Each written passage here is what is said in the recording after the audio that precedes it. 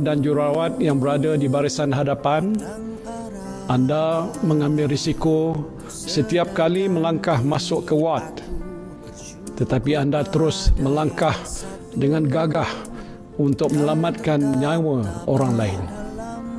Walaupun letih, anda tidak mengeluh, tetapi terus berkhidmat dengan cekal. Terima kasih yang tak terhingga saya ucapkan. Andai kau pejam mata, dunia kan bersamamu. Kamu tahu, andai kau hilang arah. Okay, hai, Assalamualaikum. Nama saya Nur Amira binti Abdul Halim. Hari ini saya dan kumpulan saya akan menerangkan tentang kesan COVID-19 terhadap masyarakat dan sosial. Salah satu kesan COVID-19 yang kita dapat lihat sekarang ni adalah hilang punca rezeki. Duit, kerja, semua tak ada. Kita orang dah start jual barang-barang yang ada dalam rumah ni. Tolonglah, kalau ada kerja-kerja kosong, tolonglah bagi tahu aku.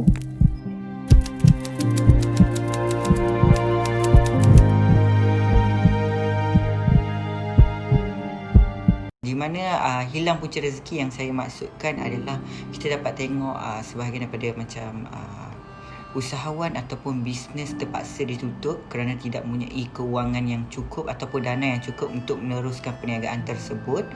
Yang kedua, kita dapat lihat setengah individu hilang pekerjaan ataupun dibuang kerja atas dasar sektor-sektor yang kita dapat lihat tidak cukup untuk menampung jumlah pekerja yang berada di company tersebut.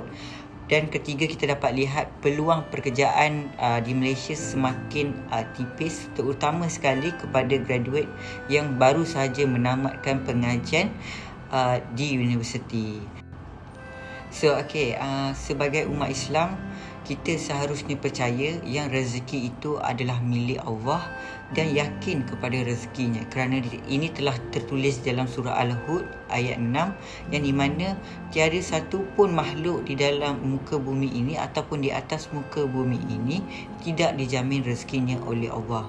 Dan setiap ujian yang telah diberikan oleh Allah kepada kita sesuai dengan kemampuan kita. Assalamualaikum warahmatullahi wabarakatuh. Saya Syafiqah.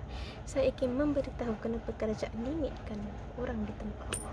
Sukar untuk kerajaan mengawal keadaan di mana terdapat ramai orang pada satu masa.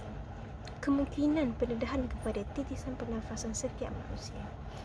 Sukar untuk mengawal keperilakuan setiap manusia yang ada dalam Malaysia ini. Kemungkinan kontak rapat dalam masa panjang dan tidak dapat dielakkan. Keberadaan dalam ruang rapat dan tertutup dalam masa yang lama. Senarai yang kerajaan beri kepada kita dikemas kini setiap masa, dari semasa ke semasa, dan pembukaan sektor ekonomi dalam senarai yang diberi oleh kerajaan secara berfasa bergantung kepada keadaan kesihatan semasa dan ketersediaan perniagaan. Kenapa dekat mana je yang ada benda-benda ni? Tempat-tempat yang ramai orang, contohnya mall.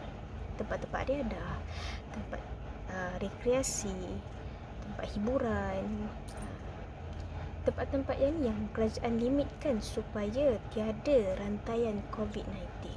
Maksudnya diorang nak putuskan rantaian tu dari diorang sekat tempat-tempat yang boleh menyebabkan semua rakyat berkumpul dalam satu tempat. So, itu je yang saya nak ulahkan serba sedikit pasal kenapa kerajaan nak elakkan daripada kita berkumpul. Kenapa kerajaan buat limit dekat tempat. So, that's all. Terima kasih.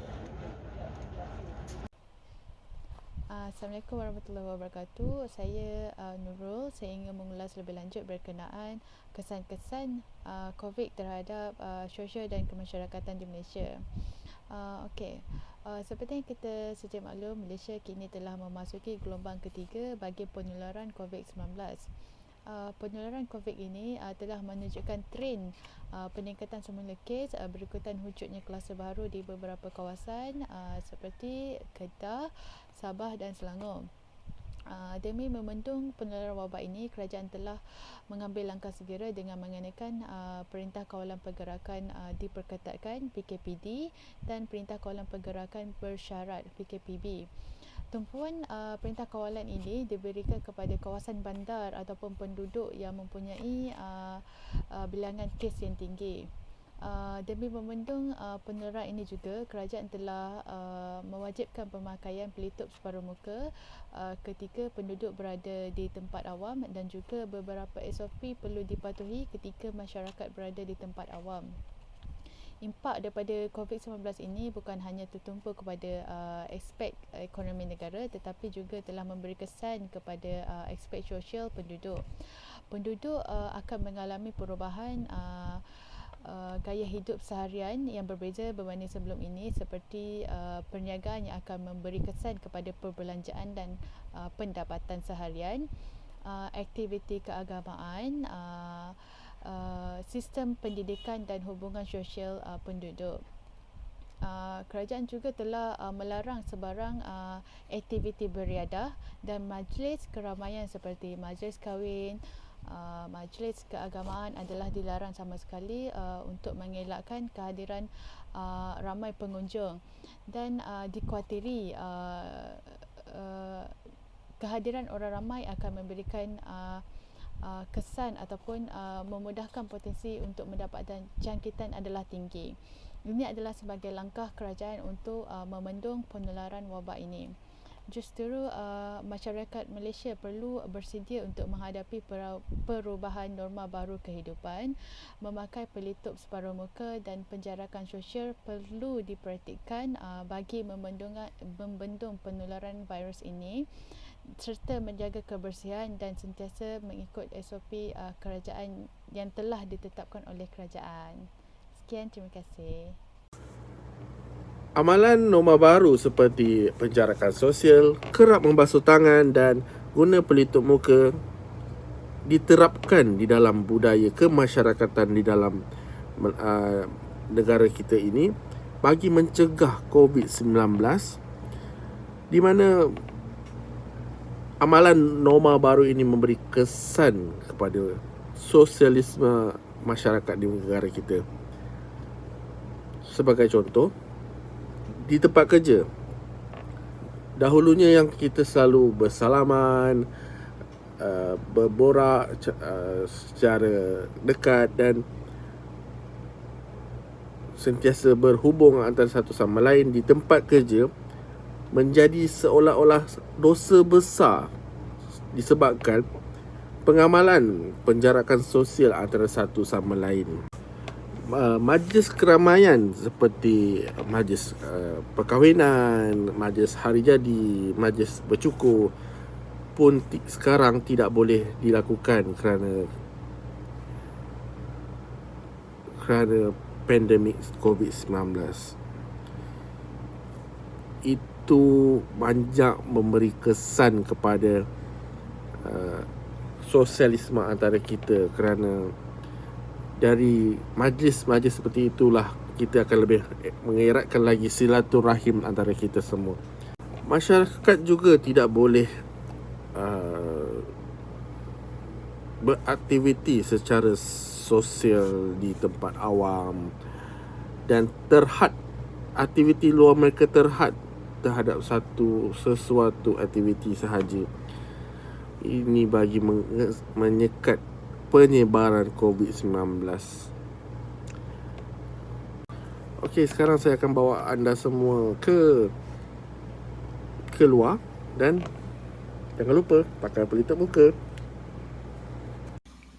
Okey, saya bawakan khas ke para pelabuhan Kelang, di mana kesan daripada COVID-19 terhadap masyarakat kita, di mana terdapat penjarakan sosial di tempat makan. Selain itu, di sekolah juga terdapat penjarakan sosial yang amat ketara yang diamalkan di setiap sekolah-sekolah sepanjang menangani COVID-19 ini? Adakah anda terkesan dengan COVID-19? Ubahlah. Kita pasti menang.